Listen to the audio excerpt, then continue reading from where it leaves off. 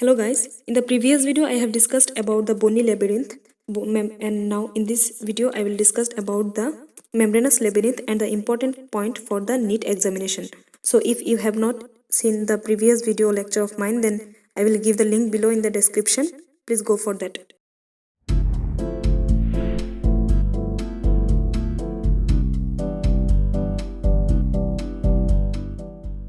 So let us now discuss about the membranous labyrinth. Here in this diagram, from the picture itself I will describe. This is the picture of a bony labyrinth and this is membranous labyrinth. See, both are almost similar, okay? But the bony labyrinth is the bony structure, and inside this bony labyrinth, this membranous labyrinth is present. You have to know that the membranous labyrinth is present inside this bony labyrinth. Now it is clear, I hope it is clear that what is membranous labyrinth and what is bony labyrinth. And in this diagram, there is a cut section. You can imagine from this cut section that this is the bony labyrinth, the colored portion. And if we cut inside, then there will be membranous labyrinth. You can see the membranous labyrinth is visible. And the part of the membranous labyrinth corresponds to the part of the bony labyrinth itself. We have learned earlier that the bony labyrinth have the cochlea, the vestibule and the semicircular canals. So likewise, the membranous labyrinth have the cochlear duct. The corresponding name is of the bony labyrinth and the membranous labyrinth. See the name, there is similarity. Cochlea is the bony labyrinth, but cochlear duct is the membranous labyrinth. And just after the cochlear duct, there is a saccule. Saccule is very much important point for the NEET aspirants. Okay, you have to remember the saccule. Here I have written the utricle, the saccule. After the saccule, there is a projection which is called as utricle. So the utricle and saccule are present in which part? They are present inside the vestibule. If we cut the vestibule, inside the vestibule in the medial wall there will be saccule and there will be utricle. Okay, and inside this membranous labyrinth, what is the fluid that is passing inside? That is endolymph. Okay, you have to remember that the endolymph is present inside the membranous labyrinth, but the perilymph is in between the bony labyrinth and the membranous labyrinth. So now come to the semicircular canal. In the bony labyrinth, it was called as semicircular canals, okay? But here in the membranous labyrinth, these are called as semicircular ducts. Okay, you have to remember that the semicircular ducts. For the NEET aspirants, you should remember the utricle and the saccule. They are part of the membranous labyrinth. And the perilymph and endolymph. What is perilymph and what is endolymph? In the previous lecture, I have described briefly about the perilymph and endolymph. Please go for that lecture. Here you can see, if we cut the bony labyrinth, here is a little portion of the cut portion of the bony labyrinth.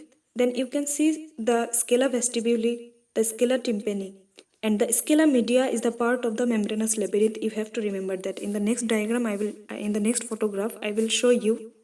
Here, the scala vestibuli and scala tympani are shown. In the cochlea is cutted and scala vestibuli is the upper part and scala tympani is the lower part and scala media is the middle part. Scala media is part of the membranous labyrinth. You have to remember that. Now let us come to the cochlea. Okay, we have earlier learned that the cochlea has a scala vestibuli, scala tympani and a scala media. Scala vestibuli and scala tympani are filled with perilymph and scala media is filled with endolymph. So we know that endolymph is present inside the membranous labyrinth. So this scala media is part of membranous labyrinth. But and we should know, for the NEET aspirants, the important points are scala vestibuli, scala media, scala tympani. I have described about these in the previous lectures. Go for that. The Reisner's membrane and the basilar membrane. Reisner's membrane divides the scala vestibuli and scala media. Okay, and scala media and scala tympani are divided by basilar membrane. Here, the basilar membrane, this membrane is dividing the scala media and scala vestibuli, and the Reisner's membrane is dividing the scala vestibuli and scala media. Now, look at this picture. You can clearly imagine how the cochlea, this is a cut section of the cochlea, okay? If we cut here, then you will appreciate this kind of photograph, okay? We have cut here, but the actual picture is like this. The scala vestibuli and the scala tympani are continuous at a point which is called as helicotrema, and this scala vestibuli and scala tympani, inside them the fluid is traveling, and this fluid is called as perilimb because it is at the periphery. Okay, and this is the scala media. So the scala media is filled with endolimb. Some of the important points for NEET aspirants: the scala media is filled with endolimb. Organ of Corti is present in basilar membrane.